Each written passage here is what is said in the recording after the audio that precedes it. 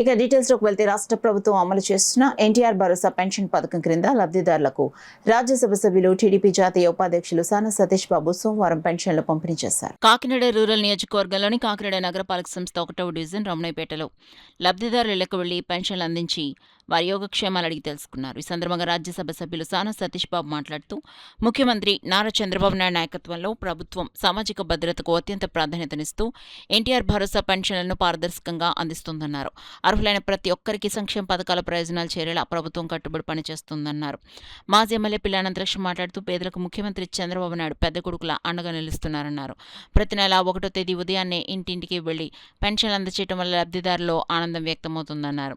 కార్యక్రమంలో ఎమ్మెల్సీలు పేరాబత్తుల రాజశేఖర్, గారి పద్మశ్రీ, మాజీ ఎమ్మెల్యే పిల్లి అనంతలక్ష్మి, సత్యనారాయణమూర్తి దంపతులు, డాక్టర్ చప్పిడి వెంకటేశ్వరరావు, పెంకే శ్రీనివాస్ బాబా, నలుకుర్తి వెంకటేశ్వరరావు, మేకా లక్ష్మణమూర్తి, బీవై దాస్, మాజీ కార్పొరేటర్ లవబాబు, టీపీఆర్ఓ శైలజ తదితరులు పాల్గొన్నారు. పెన్షన్ పంపిణీ కార్యక్రమంలో రమణయ్యపేట 1వ వార్డులో వృద్ధాప్య పెన్షన్లు పంచిపెట్టడం జరిగింది.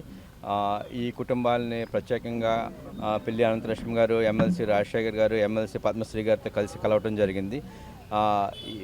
చంద్రబాబు నాయుడు గారు ప్రతి ఇంటికి పెద్ద కొడుకుగా ప్రతి నెల 1వ తారీఖున అందరికీ పెన్షన్ చేరాలి, వృద్ధాప్యంలో ఇది చాలా ఉపయోగపడుతుందని 4,000 రూపాయలు ఇచ్చిన మాట ప్రకారం 1వ తారీఖున అందరికీ చేర్చడం వీళ్ళ కళ్ళల్లో ఆనందం నిజంగా చాలా ఆనందంగా ఉంది.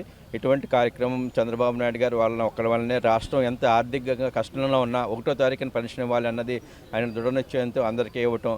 ఈవేళ అదే కార్యక్రమంలో పాల్గొనడానికి తుని కాన్స్టిట్యున్సీ కూడా ఆయన వస్తున్నారు.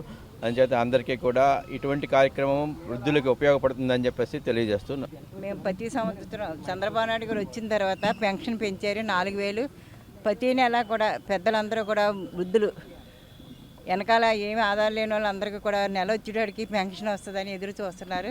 ఇక్కడ ఇవ్వటం కూడా జరిగింది. ఆవిడ అదే బాధపడుతున్నారు. నీకు పెన్షన్ వచ్చాక హాస్పిటల్కి వెళ్దామని ఒక తల్లి చెప్పింది. ఎందుకంటే ప్రతి వాళ్ళు కూడా ఈ పెన్షన్ మీద ఆధారపడ్డారు కాబట్టి చంద్రబాబు నాయుడు గారు ఎన్ని ఎలాగున్నా 1వ తారీఖు వచ్చినడికి పెన్షన్ మాత్రం క్రమం తప్పకుండా ఇస్తున్నారు. ఆయనకి ఎప్పుడు కూడా ప్రజలందరూ రుణపడి ఉంటారు. మళ్ళీ చంద్రబాబు నాయుడు గారు రావాలనేసి మేము అందరూ కోరుకుంటున్నాం. 2029లో మళ్ళీ ఆయన సీఎంగా వస్తే ప్రజలందరూ కూడా సంతోషిస్తారని ఆశిస్తూ మాకు ముఖ్య అతిథులు గౌరవనీయులు సానా సతీష్ గారు వచ్చారు. మా నియోజకవర్గానికి సానా సతీష్ గారు మాట్లాడతారు. వారందరికీ కూడా నా హృదయపూర్వక నమస్కారం తెలియజేస్తాను.